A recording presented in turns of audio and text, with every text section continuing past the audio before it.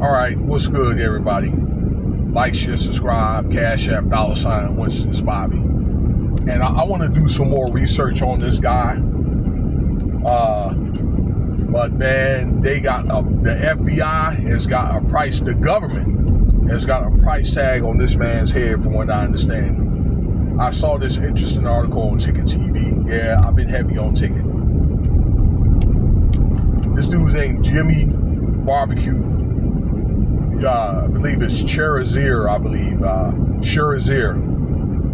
All right. I don't know if that's French. I believe that's French because the man is Haitian. And, you know, Haitian has like a French theme to it because the French had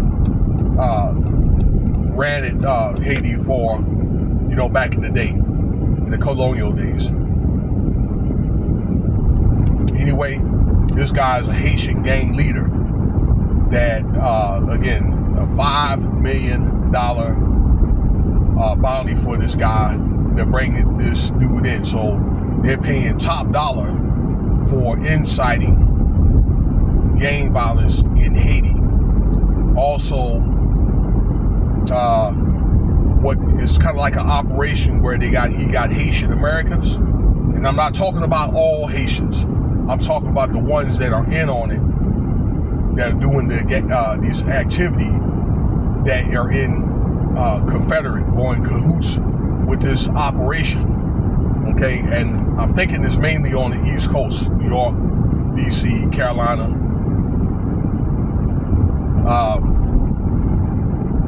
Philly, those places where they're doing, you know, some illegal activity of some sort. I don't know, but they're raising funds and then sending it to Haiti. Now, apparently, the feds have got all this information and they're taking this this money, right, and doing things like buying weapons or whatever that they need, supplies that they need to fund this operation, okay? Which probably, I'm not going to be surprised if this guy was probably some type of CIA dude anyway or whatever, okay? Plant, I'd say, because a lot of this stuff is already, you know, these incitements are already orchestrated anyway. You've seen this happen before. You've seen this happen in LA, places like that. I wouldn't be surprised if it happened in places like Detroit or New York, okay? But I figured after what happened in, you know, in New York with those Haitian Americans fighting off the NYPD, man, you think they were going to let that go? Man, you crazy, man. If you think they were just going to let that go. So, and I understand that there was a lot of Haitian Americans in Brooklyn.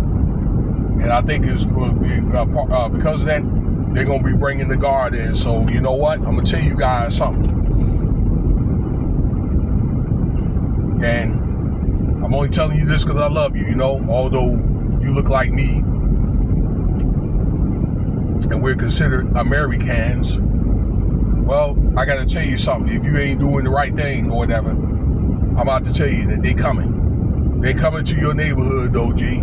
So I would suggest y'all, you know, whoever ain't doing right, you may want to let them know or whatever, light a fire and let them know that they need to shape up, like right now, like ASAP.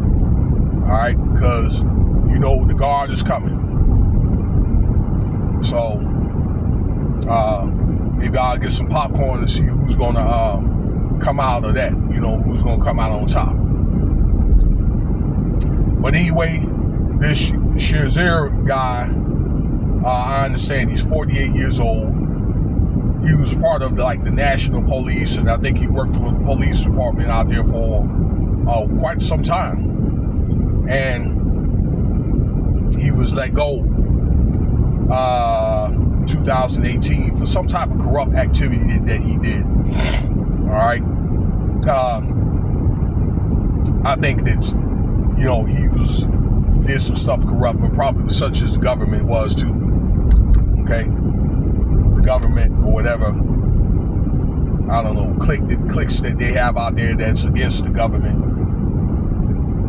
So just to break in, I do remember doing a article about the president over there, and he was trying to do the right thing. It seemed like to bring in some type of like social reforms. He was taken out, okay, by, you know, some type of Haitian gang, and then the country was ran, you know, I guess anarchy, and they're having a lot of problems over there with things like, you know, lack of water and food and that type of stuff.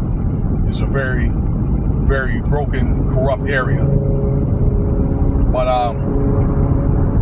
I guess he's been inciting these riots, and there's been dozens of people dying, you know, like per incident. There's been several of these like raids and stuff like that, you know, and that kind of thing. There are probably these skirmishes among gangs or whatever, and it's really a thing where the police or probably their military is overwhelmed, okay?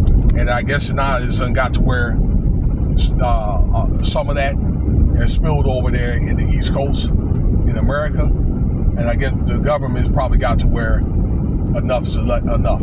Enough is enough. All right, so it sounds like to me since 2018, this stuff has been going on, and I think the government knew about it, and they kind of kicked back and kind of let them do their thing. They built a case or whatever, and now they're coming. All right, they're coming to stop all that.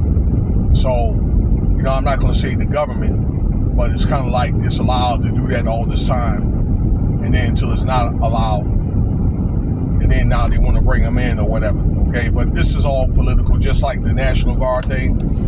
It's really a political thing, you know, between these politicians and then whatever law enforcement or military that they want to get involved in, you know, this operation to try to bring this guy in, all right? Or operations that they have, if they bring the guard or the police or whatever in the big cities, okay, to pad up their resume, you know, to have our next, you know, politicians to advance. That's really, in the end of the day, that's what it's really all about, y'all, okay? And this stuff been going on. But when it comes to these kids and so forth, like these doggone Epstein files or whatever, it seems like it's something that's been swept under the rug. That's the part I don't really like. But, you know, more focusing on this subject, I guess they've got to a point to where they had enough, where they, you know, again, they got the, and he said, hey, you know what, you want me, you know, come get me, and we'll be willing to talk if you don't lie on me. That's what he's saying. But you think they just gonna get to that dude? Yeah, sure. He had another guy, I believe they called him Pedro Robinson, that got arrested. I guess he was kind of like his CEO in North Carolina just recently, okay, late last month, okay, and he's got other affiliates in other states and so forth. So I think that the government or the FBI is trying to break up this, you know, this operation here, all right?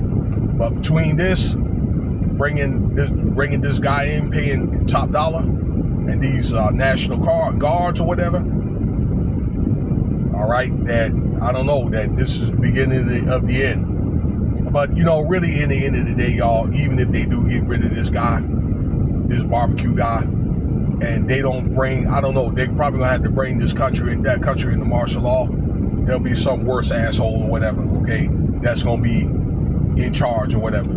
That's the way they're gonna have to probably do it in Haiti, to bring under martial law, under military control, until they can establish a government and a police or whatever that is more trustworthy. And they're going to have to probably get the support from probably more fortunate countries. And it's probably going to have to be like that for a minute.